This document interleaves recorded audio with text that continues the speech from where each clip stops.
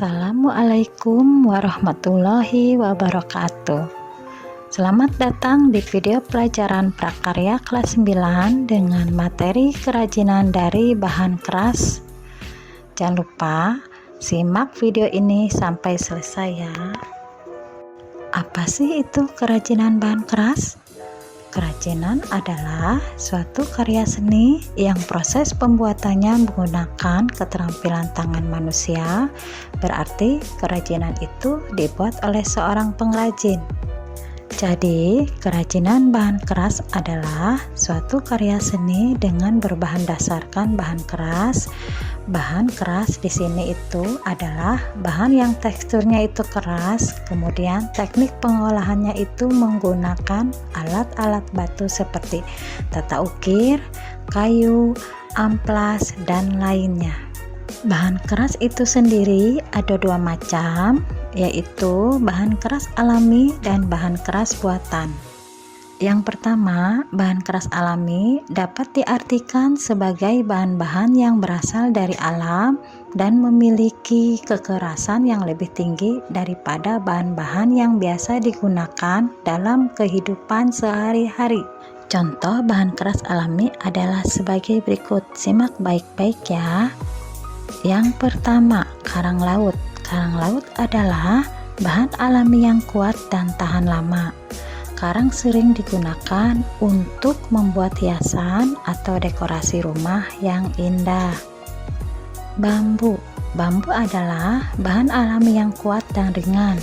Bambu sering digunakan untuk membuat peralatan rumah tangga seperti sendok, garpu, dan alat masak lainnya. Dan kayu jati. Kayu jati adalah bahan alami yang sangat keras dan tahan lama. Kayu ini sering digunakan untuk membuat mebel, pintu, jendela, dan bahan bangunan lainnya. Selanjutnya, kulit buaya. Kulit buaya adalah bahan alami yang sangat keras dan tahan lama. Kulit ini sering digunakan untuk membuat aksesoris seperti tas, sepatu, dan ikat pinggang. Selanjutnya yang kedua, yaitu bahan keras buatan, adalah bahan-bahan yang diciptakan melalui proses rekayasa manusia dan biasanya digunakan sebagai pengganti bahan-bahan alami. Beberapa contoh bahan keras buatan yang sering digunakan adalah sebagai berikut. Simak baik-baik ya. Yang pertama, plastik. Plastik adalah salah satu bahan keras buatan yang paling umum digunakan. Plastik terbuat dari bahan-bahan seperti polietilen, PVC, dan lain-lain. Plastik digunakan dalam berbagai aplikasi, termasuk kemasan, mainan, peralatan rumah tangga, kendaraan, dan banyak lagi.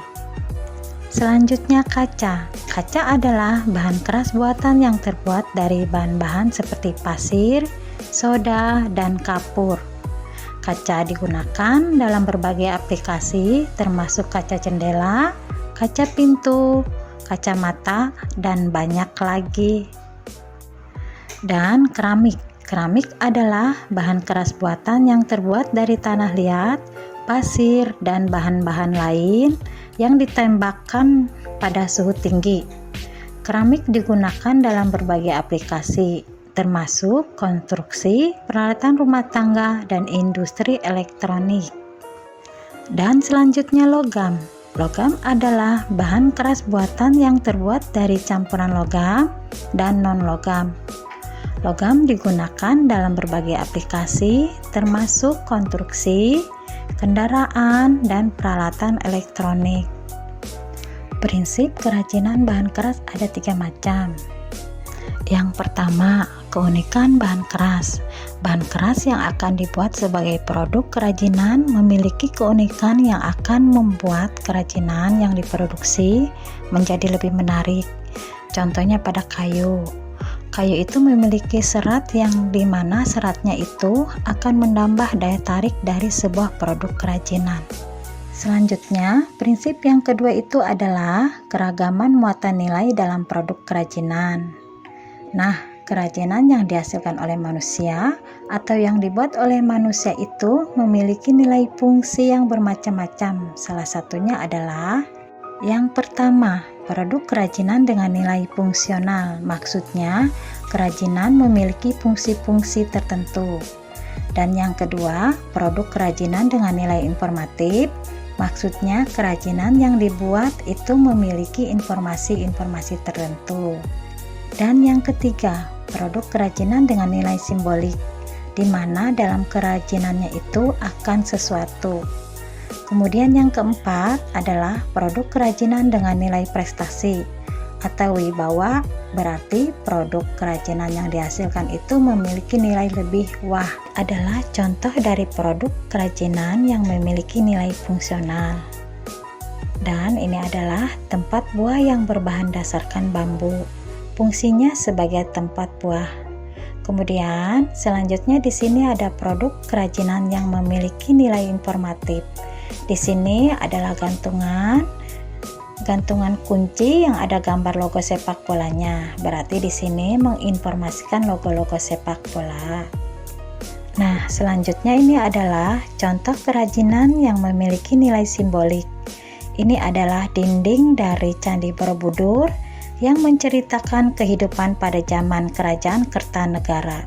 Jadi, dinding dari Candi Borobudur ini menyimbolkan kebudayaan-kebudayaan pada saat zaman Kerajaan Kertanegara.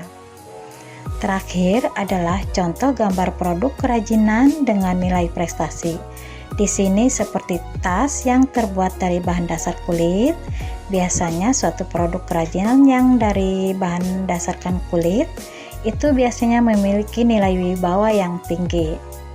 Nah, prinsip yang ketiga itu adalah aspek rancangan dalam produk kerajinan. Sebelum kita merancang sebuah kerajinan, kita harus memperhatikan beberapa faktor. Di antaranya, yang pertama yaitu faktor teknis, yang kedua faktor ekonomis, yang ketiga faktor ergonomis, yang keempat faktor sains dan teknologinya.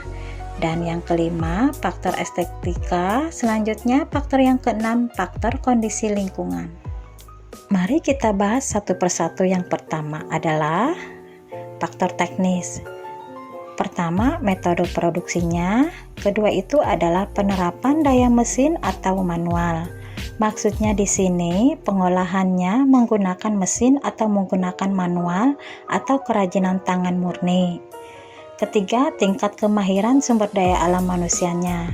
Nah, itu yang harus diperhatikan dalam faktor teknis.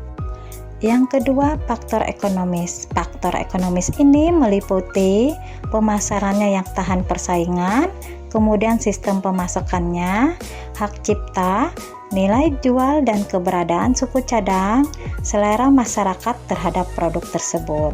Yang ketiga, faktor ergonomis. Ada 4 aspek, yaitu kenyamanannya, keamanan, kesesuaian, dan kepraktisan. Dan selanjutnya faktor yang keempat yaitu faktor sains dan teknologi. Terdapat unsur inovasi dan modifikasinya, dan produk kerajinannya selalu mengikuti perkembangan zaman. Semakin zaman berkembang, maka teknologi yang digunakan itu semakin canggih.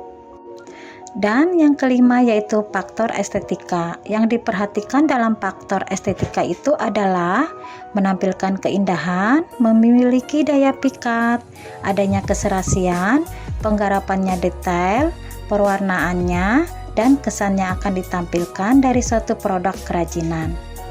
Dan selanjutnya yang keenam yaitu faktor kondisi lingkungan. Yang harus kita perhatikan itu adalah nilai budaya dan kondisi lingkungan setempat. Sekian video pembelajaran dari Ibu. Semoga video ini bermanfaat bagi kita semua. Terima kasih. Wassalamualaikum warahmatullahi wabarakatuh.